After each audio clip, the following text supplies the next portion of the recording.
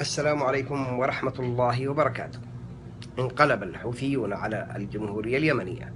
انقلب الحوثيون بقيادة علي عبد الله صالح على مؤسسات الدولة وعلى الشرعية.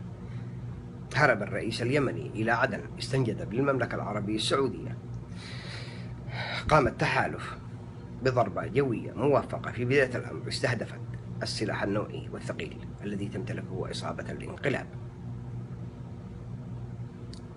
صفقنا وكبرنا وهللنا وقلنا شكرا سلمان وشكرا مريم وجنب حمود. بدأت المملكة العربية السعودية تخطئ في استهداف المقاتلين من جماعة الانقلابيين. زاد قتل المدنيين بضربات جوية خاطئة. استهدفوا المدارس، واستهدفوا منازل الأبرياء، واستهدفوا الأسواق العامة، واستهدفوا قاعة الأعراس، واستهدفوا مستشفيات، واستهدفوا يعني أصبح ضرر الضربات الجوية أكثر من نفعها. في ظل صمت مطلق من قبل القوات الشرعية أصبح الأمر يثير الريبة. أصبحنا أمام سياسة أمر واقع. ناشدنا قوات التحالف مرارا وتكرارا إنه يعني الحرب الآن حرب ذكية، وما يحصل عبارة عن عبث. يجب أن يكون هناك من يتحمل المسؤولية، ولا حياة لمن تنادي. دارت الأيام وطالت الحرب، ووجدنا السعودية تتراخى في حل الملف اليمني وفي استعادة الشرعية واستعادة الجمهورية اليمنية.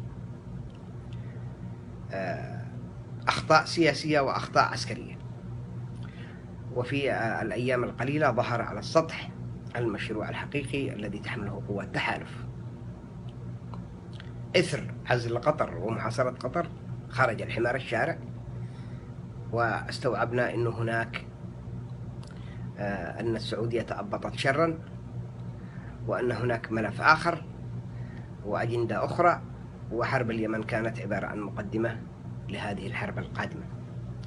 وبالتالي من باب الولاء ومن باب براءة للذمة قررنا أنا وبعض الناشطين والإخوة اليمنيين رفع دعوى قضائية ضد المملكة العربية السعودية وقوات التحالف لدى المحاكم المختصة في الأمم المتحدة، نطالب فيها بتحميل المملكة العربية السعودية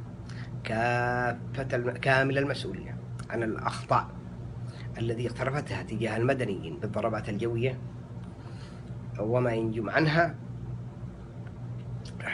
من آثار مادية ونفسية. سنطالب في هذه المذكرة الذي صغناها قبل أيام بدفع كامل التعويضات لأسر الضحايا، الجرحى والأضرار المادية. سنطالب قوات التحالف بالتوقف عن الضربات الجوية التي تستهدف المدنيين. وفي نفس القضية أيضا سيتحمل جماعة الانقلاب بقيادة علي عبد الله صالح المسؤولية عن ما يترتب عن قصفهم للمدنيين، يتحملوا أيضا المسؤولية هم. السعودية تقول أنها قصفت عن طريق الخطأ، أما جماعة الموت والدمار وهم قصفوا عمدا. يجب أن تدرك المملكة العربية السعودية أن اليمني ودماء اليمني لن تكون يعني بالمختصر أنه ما حناش يعني حمار ما معش صاحب، ما هوش دمنا رخيص للحد هذا. يعني ما بتعبروش على أجسادنا لتنفيذ مشروع آخر. احنا وقفنا معكم بصدق وأعطيناكم الضوء الأخضر لأنه عزل اشترينا السلامة وقلنا أنه معنا ظهر، لكن اتضح أنه اللعبة أكبر مننا ومنكم. فبالتالي يجب عليكم أن تتحملوا المسؤولية، وقريبا سنوافيكم بتفاصيل. الورقة الآن قدمت إلى محامين، مجموعة من المحامين، وإن شاء الله ترى النور. الموضوع قد يشكل خطر بشكل شخصي على جلال الصلاحي وغيره من المشاركين في هذا العمل، لكن يجب أن تدرك المملكة العربية السعودية أنه لم يعد لدى اليمني ما يخسره ولا عد معنا شيء. ادعوا لنا بالتوفيق أنه ننتصر في هذه القضية، من باب أنه مثل ما وقفنا مع سلمان ومع مريم نحاول أيضا نطهر أنفسنا ونوقف أيضا مع المضررين. السلام عليكم ورحمة الله وبركاته.